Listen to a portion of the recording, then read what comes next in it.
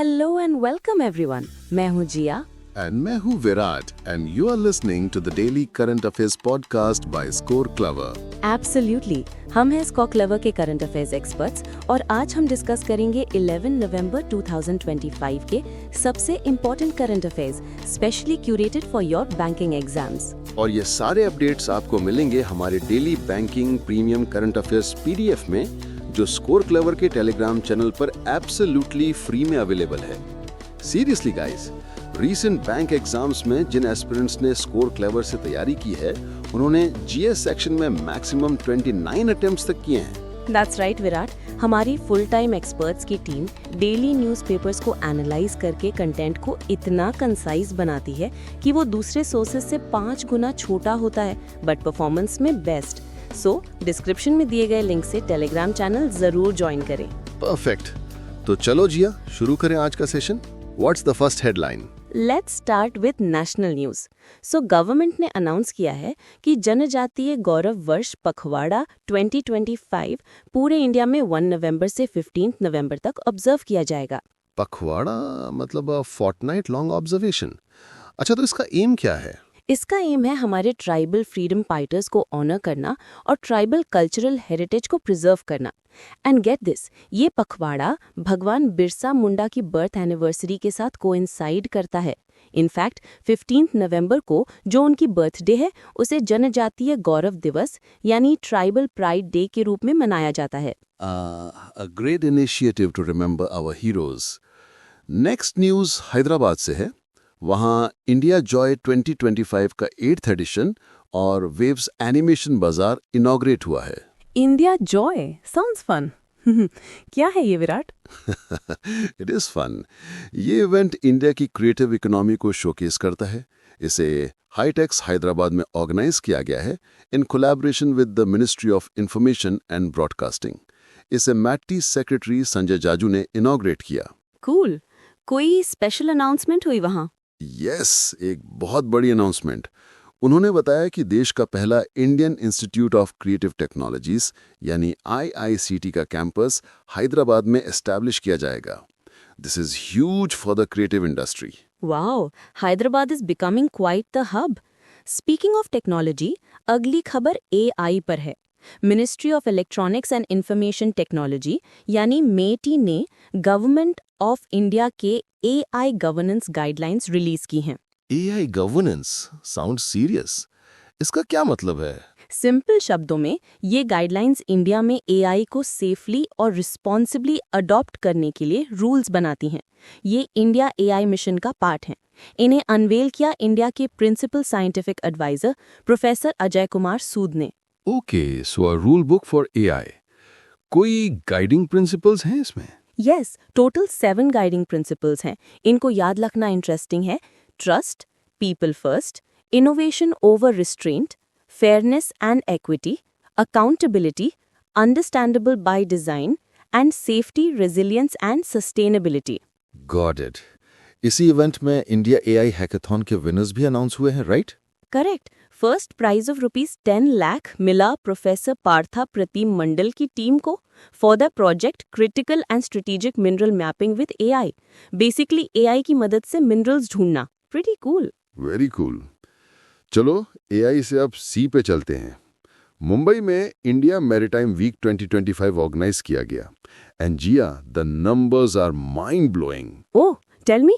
More than 600 MOUs worth ₹12 lakh crores sign हुए हैं maritime sector को बूस्ट करने के लिए। That's massive. 12 lakh crores, unbelievable. कोई major international collaboration? Definitely. India और नेदरलैंड्स ने green and digital sea corridor बनाने के लिए MOU साइन किया है जो इंडियन पोर्ट्स को पोर्ट ऑफ रॉटरडम से कनेक्ट करेगा। प्लस उड़ीसा और गुजरात ने भी हजारों करोड़ के MOU साइन किए हैं वाटरवेज और पोर्ट्स को डेवलप करने के लिए। Fantastic! Maritime sector is getting a huge push. Next on my list is a roadmap from Niti Aayog for agriculture. NITI Aayog हमेशा कुछ विजनरी लेके आते हैं। What's it called? It's titled Reimagining Agriculture, a Roadmap for Frontier Technology-Led Transformation. इसे गांधीनगर गुजरात में unwell किया गया। Basically ये एग्रीकल्चर को मॉडर्नाइज करने का एक स्ट्रेटेजिक ब्लूप्रिंट है।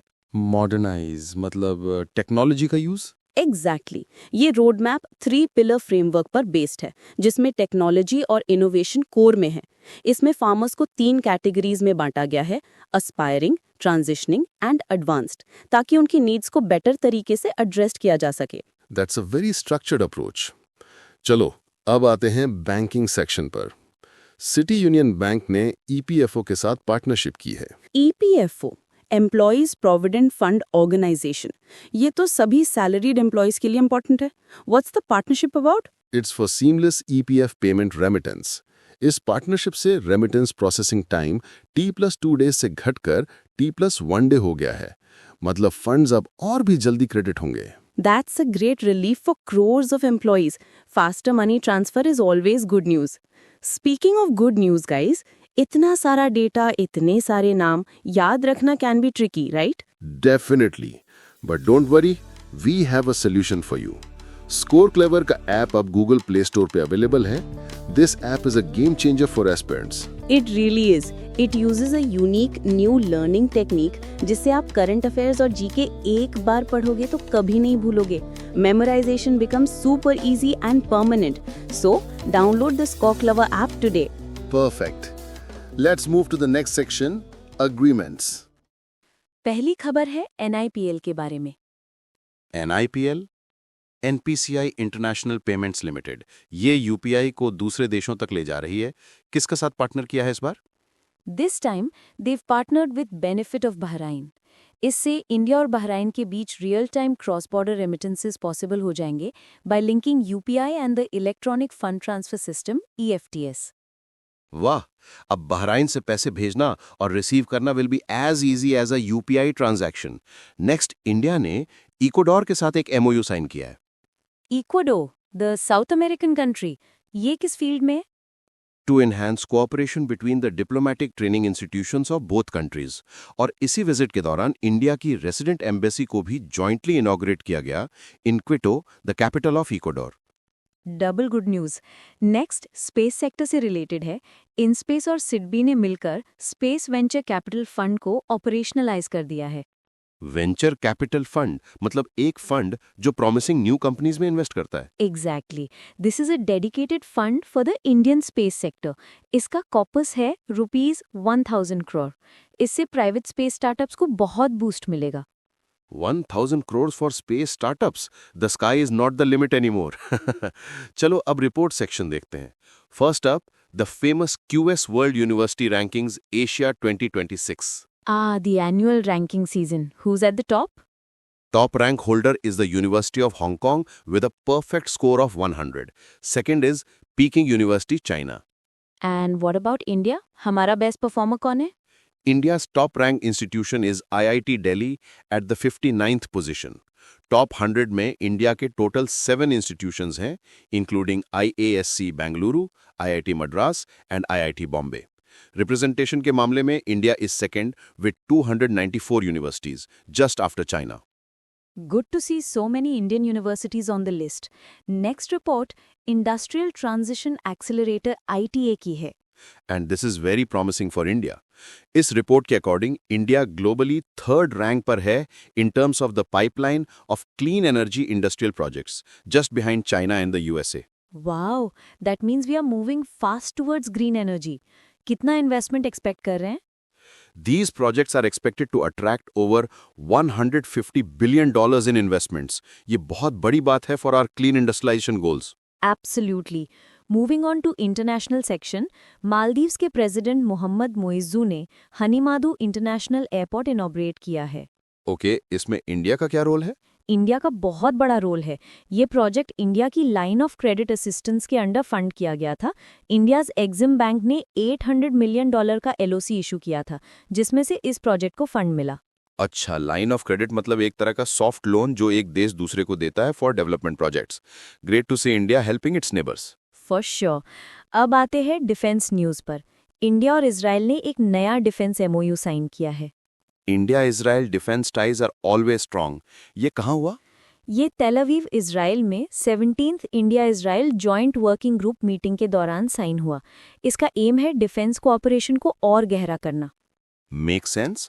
Next is a military exercise, Mitra Shakti 2025. मित्रा शक्ति ये इंडिया और श्रीलंका के बीच होती है, राइट? करेक्ट। इसका 11th एडिशन बेलागावी कर्नाटका में शुरू हो गया है। इंडियन कंटिजेंट में Rajput regiment and Indian air force के पर्सनल है। ग्रेट। और एक कमीशनिंग भी हुई है नेवी में। आईएनएस इक्ष्क को इंडियन नेवी में इंडक्ट कर लिया गया है। INS Ikshak. What kind of ship is it? It's the third indigenously built survey vessel large और SVL क्लास शिप। इसे कोची के सदर्न नेवल कमांड में कमीशन किया गया और सबसे इम्पॉर्टेंट बात, इसमें ओवर 80% इंडिजिनस कंटेंट है। True make in India spirit. इसे गार्डन रीच शिप बिल्डर्स एंड इंजीनियर्स GRSE कोलकाता ने बनाया है। 80% indigenous. That's something to be proud of. Okay, next section is science. European Space Agency ने एक सैटेलाइट लॉन्च की है। कौन सी satellite? The Copernicus Sentinel 1D earth observation satellite. इसे अरियाने 6 रॉकेट से लो अर्थ ऑर्बिट में लॉन्च किया गया। ये सैटेलाइट ग्लोबल कवरेज प्रोवाइड करेगी with a revisit time of under 6 days। Excellent. Earth observation is crucial for climate monitoring. अब state news पर आते हैं और ये बहुत बड़ी अचीवमेंट है केरला के लिए। What did they do? Kerala has become the first state in India to declare itself free of extreme poverty. Wow, first in India. That is historic. It is. In fact, Kerala is the second region in the world to achieve this, after China. They identified over 64,000 families and implemented customized microplans, focusing on food, health, housing, and income. This is an incredible model for other states to follow. What's the next state news? Telangana government ने हैदराबाद में Telangana artificial intelligence innovation hub को establish किया है। AI again. So from national guidelines to state level innovation hubs, AI is everywhere. Absolutely. Now for some quick updates on appointments. Sanjay Garg को bureau of Indian standards BIS का नया director general appoint किया गया है। Okay. New DG of BIS is Sanjay Garg. Got it. And next? S. Sankara Subramanian को the fertiliser association of India FAI का नया chairman elect किया गया है। Noted. चलो अब आते हैं सबके फेवरेट सेक्शन पर, awards. Union minister doctor Mansukh Mandaviya ने नए फिट इंडिया आइकन्स को फेलिसिटेट किया है। Oh, who are the new icons? 3 famous personalities हैं, बॉलीवुड प्रोड्यूसर रोहित शेट्टी, क्रिकेटर हरभजन सिंह और Olympic medallist Saina Nehwal. Wow, what a power-packed trio. Loved it.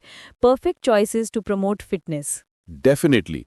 और लास्ट अवार्ड है मनोहर पारिकर युवा साइंटिस्ट अवार्ड 2025। ये किसे मिला है? ये अवार्ड मिला है डॉक्टर साई गौतम गोपाल कृष्णन, जो IISc बेंगलुरु में एक एसोसिएट प्रोफेसर हैं। इस अवार्ड में ₹5 लाख का कैश प्राइज भी है। Wonderful. A big congratulations to him and all the winners. And with that, we've covered all the important news for today. Yes, we have. What a session, Jia. I hope हमारे listeners ने सारे points note कर लिए होंगे। I'm sure they have. But guys, अभी session खत्म नहीं हुआ है। नॉलेज को टेस्ट करना भी तो जरूरी है ना? बिल्कुल। और इसके लिए आ गया है करंट अफेयर्स लीग। यह है हमारा डेली क्विज जो हमारे टेलीग्राम चैनल पर होता है रोज रात 8 बजे। It's the IPL for current affairs. हम दिन भर जो डिस्कस करते हैं उसी पर क्विज होता है। हर महीने एक नई लीग शुरू होती है and your scores are counted till the end of the month. और मंथ एंड में विनर्स को मिलते हैं exciting rewards. So what are you waiting for? Competition में आओ, अपनी नॉलेज टेस्ट करो और प्राइजेस जीतो। So join our Telegram channel Current Affairs League right now. Joining link description में है। On that exciting note, it's a wrap from us. This is Virat. And this is Jia signing off from Score Clever. Keep learning, keep growing. Bye bye.